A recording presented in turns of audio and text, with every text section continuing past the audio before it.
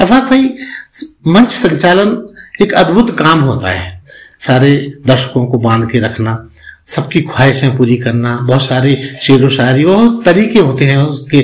तो इसकी तैयारी आप करते हैं या स्वतः मंच पे जाके ही सारा आकलन कर लेते हैं? जी, शुरू में तो तैयारी करता था जब शुरू किया था सफर, लेकिन एक वक्त आया कि फिर मैं मंच स्पॉट पे पहुंचता था और करता हूं संचालन।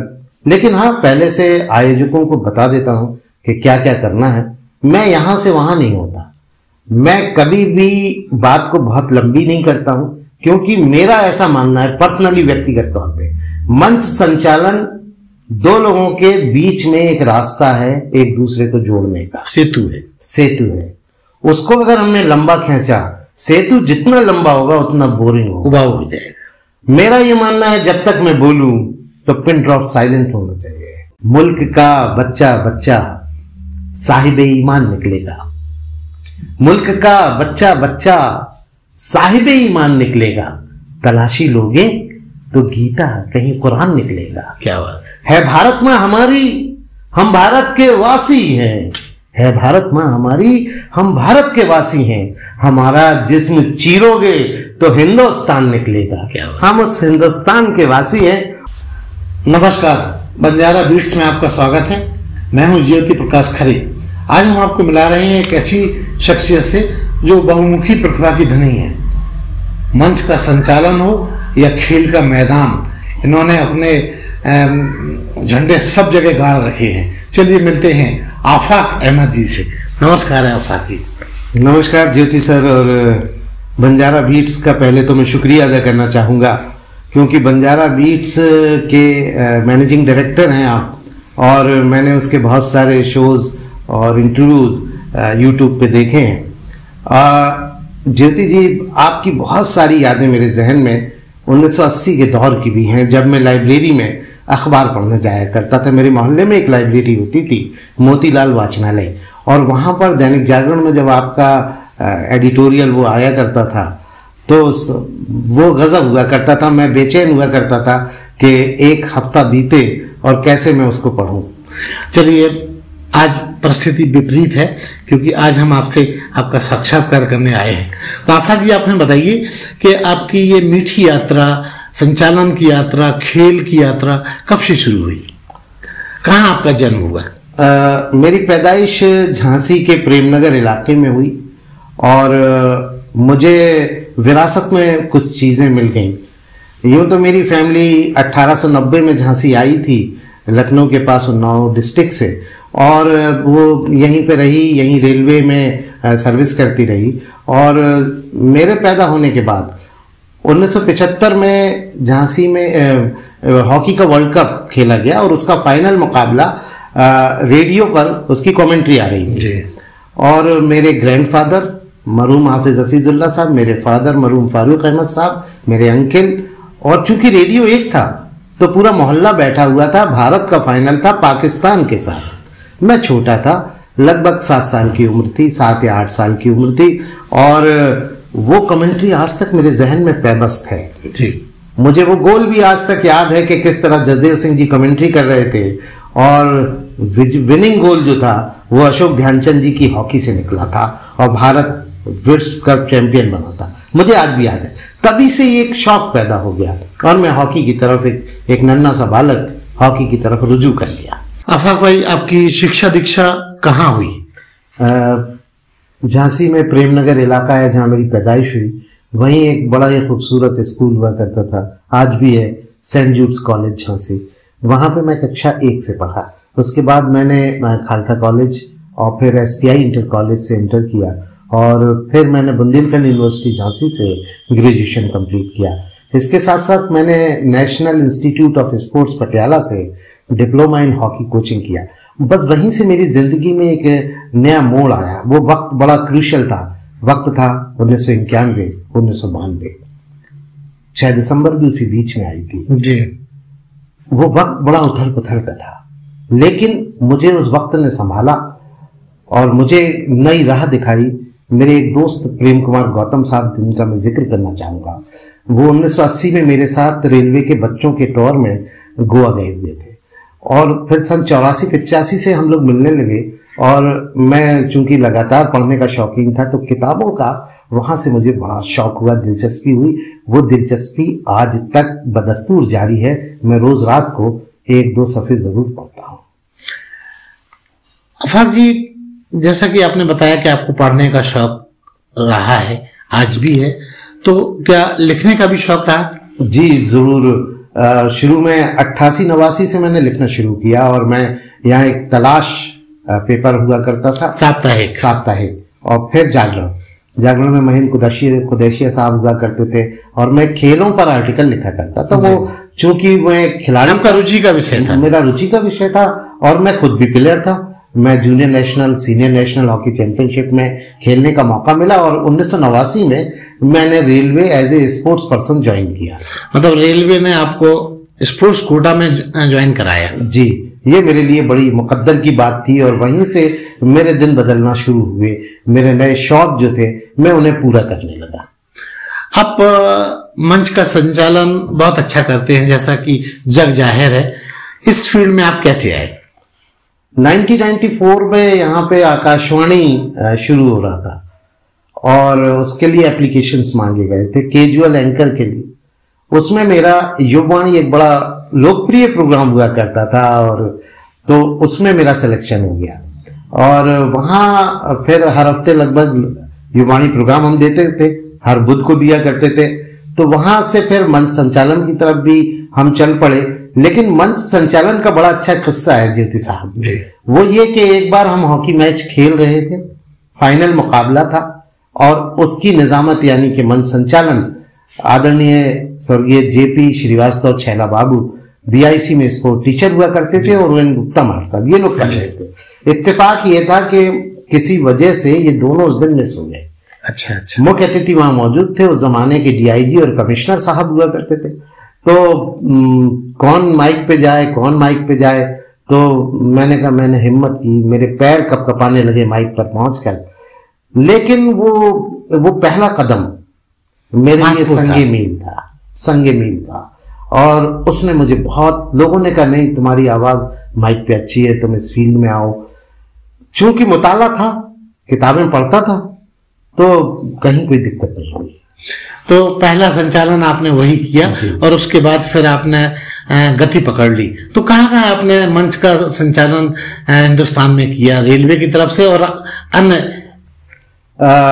नई दिल्ली, फिरोजशाह कोटला मैदान, भोपाल, जिसमें माननीय शिवराज सिंह चौहान जी माननीय मुख्यमंत्री चीफ गेस्ट थे, उनके 3 प्रोग्राम मैंने किए।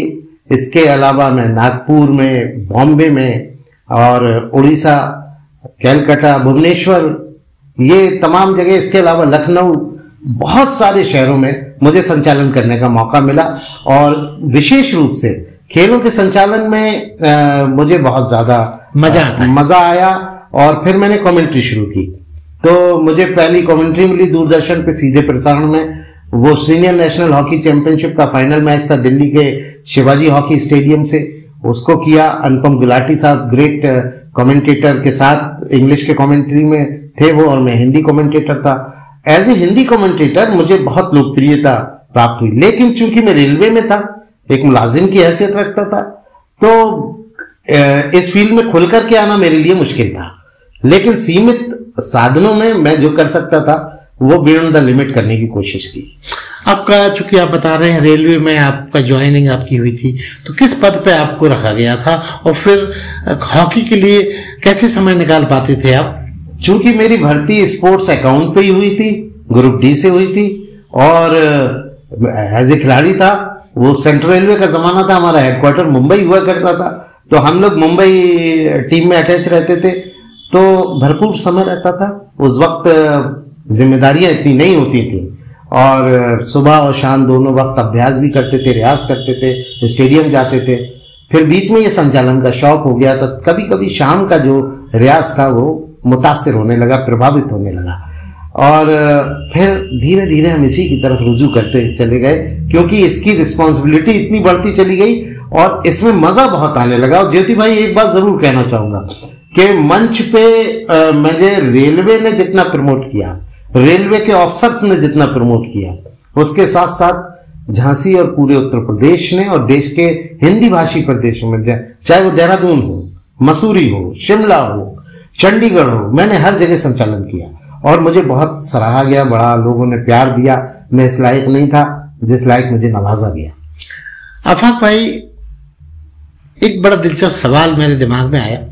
जहां आपने इतनी मीठी यात्रा अपनी गुजारी जिंदगी की, लोगों का प्यार मिला, वहां ऐसे लोग भी आपके जीवन में आए होंगे जिन्होंने आपको आपकी लैग पुलिंग की होगी और आपको नुकसान पहुंचाने की प्रत्यक्ष या परोक्ष कोशिश की होगी।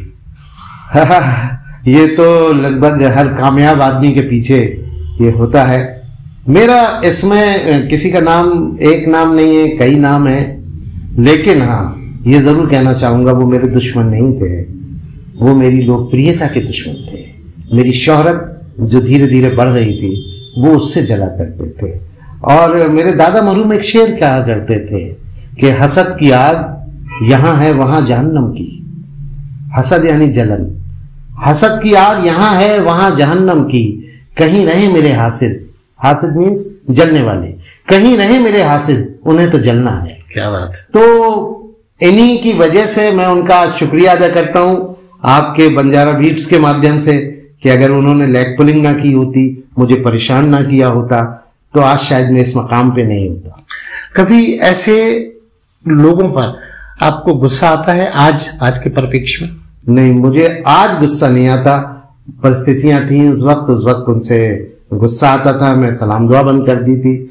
लेकिन आज मैं उनका शुक्रगुजार हूं कि आज अगर उन्होंने उस वक्त मुझे परेशान ना किया होता, मुझे मेरी राह में हर्डल ना खड़े किए होते, तो आज शायद ये मकाम नहीं मिल पाता। आफाक भाई, आपने जो भी कुछ किया, इसके अलावा आपके और क्या क्या शौक रहे जो जनता जानती ही नहीं है? हाँ, दो शौक तो बहुत महत्वपूर्ण है। एक तो मैं म्यूजिक लिसनर हूँ, संगीत को बहुत गहराई से सुनता हूँ। क्या सुनते हैं? मैं पुराने जितने भी फिल्मी सॉन्ग हैं, चाहे वो रफ़ी साहब के हों, लता जी के हों, किशोर दा के हों, मन्ना डे साहब के हों, पुराने हाँ 80 के बाद के गाने सुनने में मुझे थोड़ा सा अब उलझन होती है। लेकिन आज भी कभी कभी कुछ लोग बहुत अच्छा, अरिजीत सिंह अभी आजकल अच्छे सिंगर हैं और वो पाकिस्तान के एक सिंगर हैं, वो बहुत अच्छा गाना गाते हैं। तो लेकिन इसके साथ मुझे शास्त्रीय संगीत सुनना भी बहुत पसंद है। अच्छा। हाँ, और मुझे ये मौका भी मिला संचालन में, आदरणीय पंडित शिव कुमार शर्मा जी का स्पीक मिकी के प्रोग्राम में मैंने संचालन किया। मैंने तीजन बाई पद्मश्री उनका संचालन करने का मुझे मौका मिला। तो मुझे बहुत सारे रोजे खां इंटरनेशनल ख्याति प्रेम आर्टिस्ट, उनका मौका मिला। तो इस तरह के इससे मेरा इश्तियाक जो शौक था वो पूरा भी होता रहा। और चूंकि म्यूजिक मुझे लगता है वो दिल में तक अपनी पकड़ बनाता है, तो ना सिर्फ रूह को सुकून देता है बल्कि तरोताजा भी रहता है। इसके अलावा आपका और कोई शौक? एक और शौक है जो लोगों को नहीं मालूम, मुझे घूमने फिरने का बहुत शौक है, टूरिंग का। तो और संचालन के लिए जाना आना होता ही है, तो एक पंथ दो काज। बिल्कुल, मुझे इसका बहुत भरपूर फायदा मिला। इसका हॉकी खेलने में फायदा मिला, तमाम शहरों गया, उसे घूमा, एक्सप्लोर किया। इसके साथ साथ संचालन में बहुत सारे मौके मिले। और जब भी वक्त मिलता है ज्योति सर, मैं आज भी टूर पे जाता हूँ। आज भी जो प्लेसेस हैं अनएक्सप्लोर्ड, जिनको एक्सप्लोर नहीं किया गया, वहां जाने में बहुत एंजॉय करता हूं। नई जगह जी। नहीं, आपका अभी तक का फेवरेट स्थल कौन सा रहा जिसको आप बार बार जाने को दिल करता हो? चूंकि पहले वो उत्तर प्रदेश का हिस्सा था, अब उत्तराखंड का हिस्सा है और नैनीताल मेरे दिल में बसता है। अच्छा आफाक भाई, ऐसा कोई वाकया आपको याद आता है जो खेल के दौरान आपको, लोगों को, हमारे दर्शकों को आप बताना चाहेंगे, जो बहुत बड़ा दिलचस्प हो और आपको एक स्फूर्ति आज भी देता हो? जी हाँ, जबलपुर के आगे कोयला खदाने हैं और वहां पर एक हॉकी टूर्नामेंट ऑल इंडिया हो रहा था। फाइनल मुकाबला था जबलपुर के साथ झांसी का, और पब्लिक चारों तरफ खचाखच भरी हुई थी। मुझे करीब आधे टाइम का खेल हो चुका था, सेकेंड हाफ चल रहा था। तो पब्लिक चिल्लाने लगी वो देखो, तो सब लोग देखने लगे, खेल रुक गया, रेफरी ने खेल को रोक दिया, अंपायर ने। तो मेरा झांसी की ड्रेस जो थी वो येलो थी, मेरा सॉक्स भी बड़ा होता था तो वो येलो था और वो लाल रंग का हो गया था।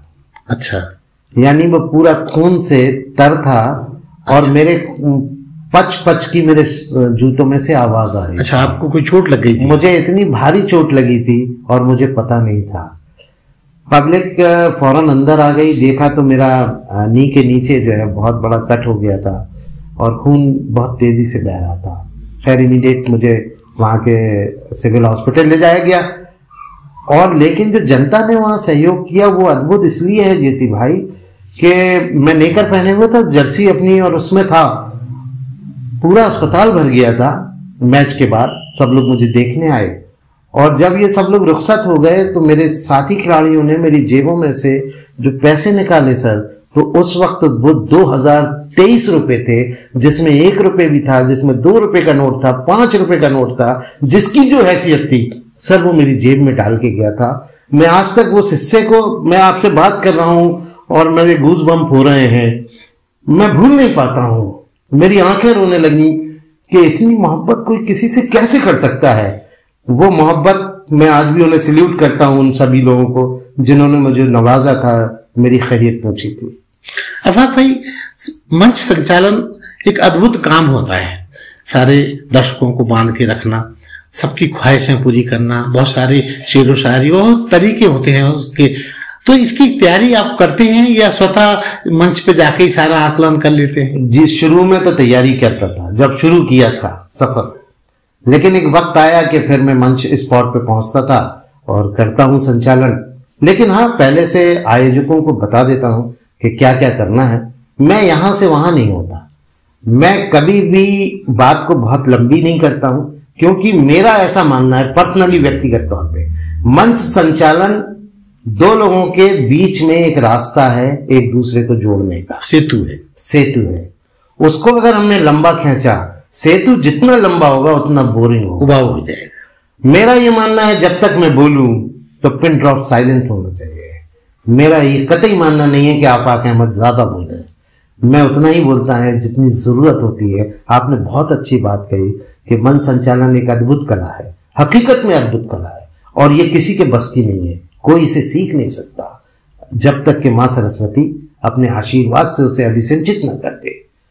ये बहुत बड़ी बात है और मैं बड़ा मुरीद हूं कुछ लोगों का। यहाँ पे मेरे बड़े अजीज वीरेंद्र सिंह जी, जो अमीन सयानी साहब की तरह बोला करते थे, मैं उनको देख के सोचा करता था जब वो कहते थे हाँ तो बहनों भाइयों लीजिए आज मेले में हमारे बीच में पधारे हैं, मैं ताज्जुब करता था उनकी याददाश्त को। यहाँ डॉक्टर नीति शास्त्री जी हैं झांसी में, जिनको देखा करता हूं, अद्भुत, इतने शब्दों का भंडार, विलक्षण होता है ये मुद्दा।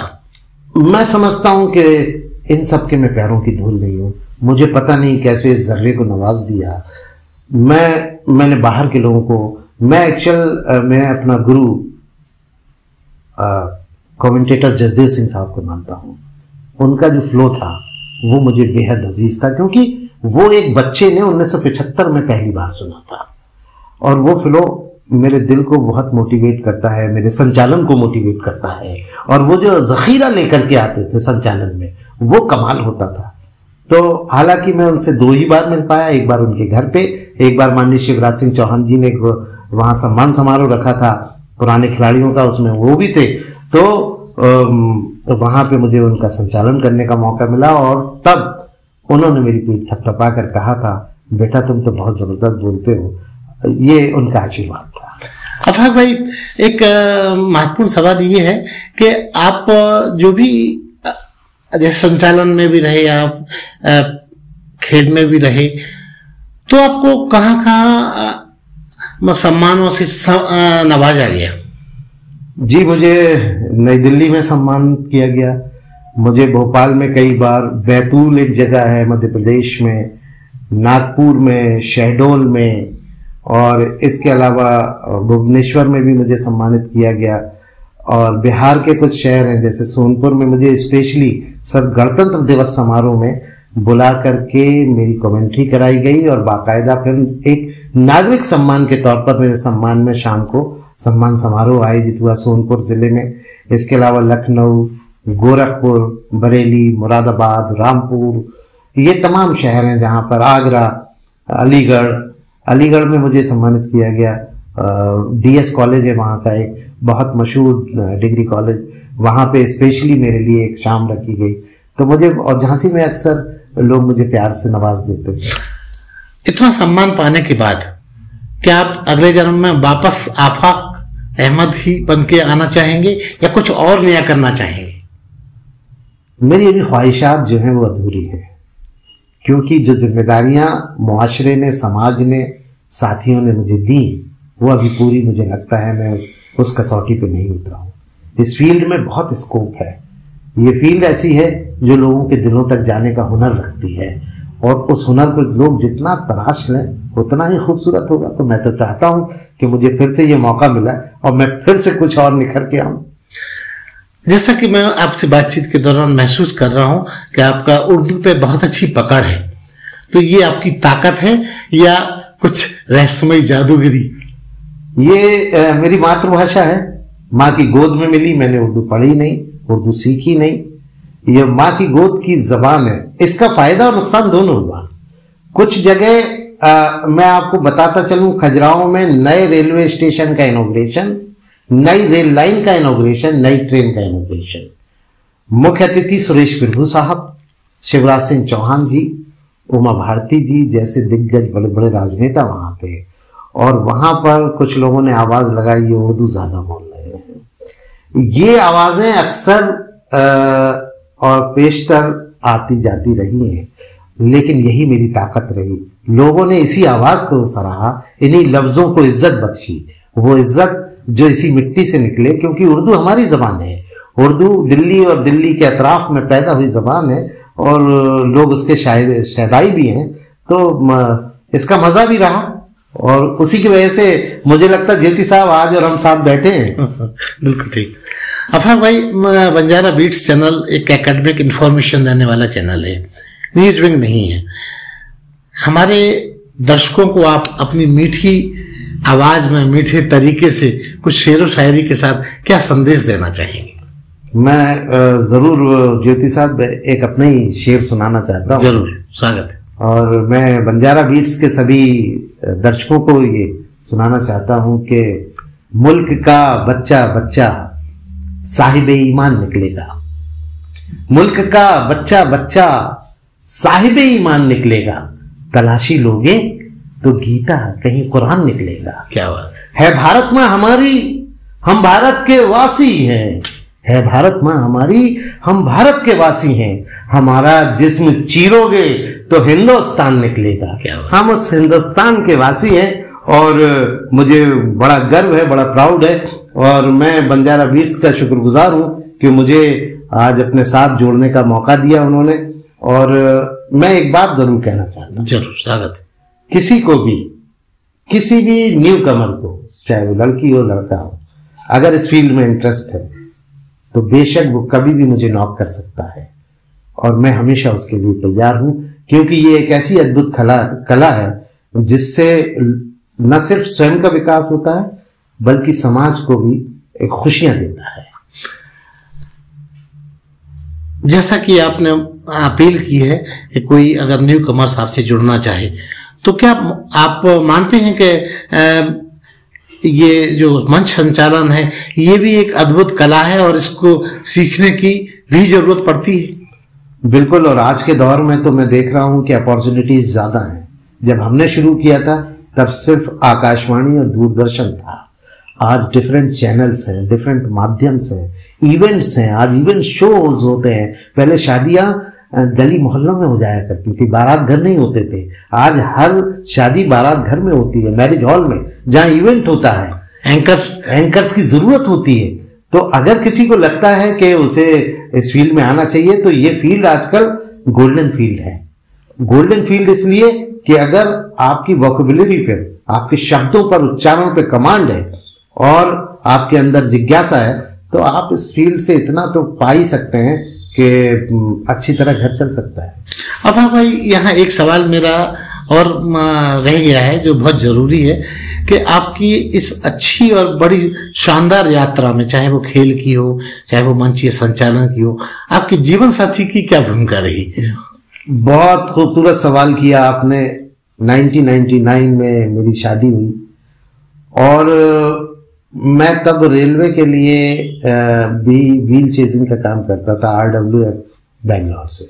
तो मैं करीब 10-15 दिन एक साथ एक टूर पे बाहर होता था। मेरी श्रीमती जी, मेरी मोहतरमा ने मेरा इतना साथ दिया कि हर रोज तो इवेंट होते थे और हर इवेंट में आफाक अहमद होते थे। तो मुझे कल के इवेंट में क्या पहनना है, और बस मैं इतना बता देता था कि कल जो है अदबी प्रोग्राम है, या कल जो है वो रामलीला में जाना है, या कल मुझे रावण दहन पुतले में जाना है। तो मेरी ड्रेस उसी हिसाब से निकल के तैयार रहा करती थी। कभी आज तक इफ और बट नहीं हुआ, कभी शिकायत नहीं हुई कि आपने हमें वक्त नहीं दिया, क्योंकि मुझे अपनी ड्यूटीज भी करना है और फिर मुझे जो है अपनी ये जिम्मेदारी को भी निभाना है। तो मेरी वाइफ का बहुत बड़ा योगदान है। अगर आज मैं यहाँ पर हूँ तो मैं कह सकता हूँ मेरे पेरेंट्स, मेरे माता पिता, मेरे वालिद, मेरे ग्रैंडफादर, इनके साथ साथ अगर किसी और दोस्तों के साथ, मेरे दोस्तों का मैं शुक्रिया अदा जरूर करना चाहूंगा जिन्होंने मुझे बहुत इनकरेज किया। ज्योति साहब मुझे इतना इनकरेज किया, मेरे हर संचालन के बाद मेरी पीठ को ठोका है उन्होंने। उसमें अगर सबसे बड़ा योगदान आ जाए तो मेरी वाइफ अफशा का है। जैसा कि आप बता रहे हैं कि आपका जीवन साथी का बड़ा महत्वपूर्ण योगदान है। आपसे बातचीत के दौरान आपने ये भी बताया था कि हॉकी आपको विरासत पे मिली है, कई पीढ़ियों से मिली है। तो अब आप अपनी उस हॉकी का उत्तराधिकार किसको बनाना चाहेंगे, बना रहे हैं या अभी विचारार्थ है?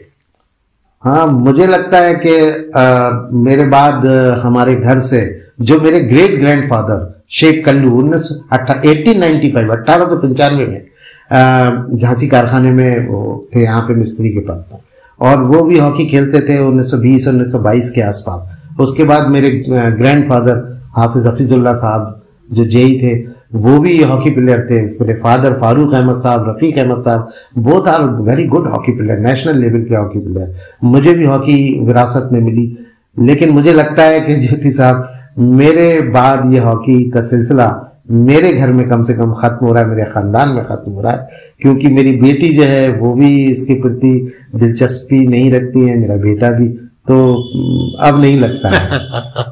चलिए कोई बात नहीं। तो ये थे आफाक भाई जो अपने दिल की बात बंजारा बीट्स के साथ शेयर कर रहे थे। बंजारा बीट्स से बात करने के लिए आफाक भाई बहुत बहुत धन्यवाद। बहुत बहुत शुक्रिया, और बंजारा बीट्स के सभी दर्शकों को मैं शुक्रिया अदा करता हूँ, और आपसे गुजारिश भी करूंगा दर्शकों से कि वो इसे सब्सक्राइब भी करें, इस चैनल को। इस पे बहुत अच्छे अच्छे इंटरव्यू और शोज हैं जिससे ये चैनल भी मोटिवेट हो, और आपको बहुत बहुत शुभकामनाएं। Thank you. इस चैनल को लाइक और सब्सक्राइब करना ना भूलें। देखते रहिए बंजारा बीट्स।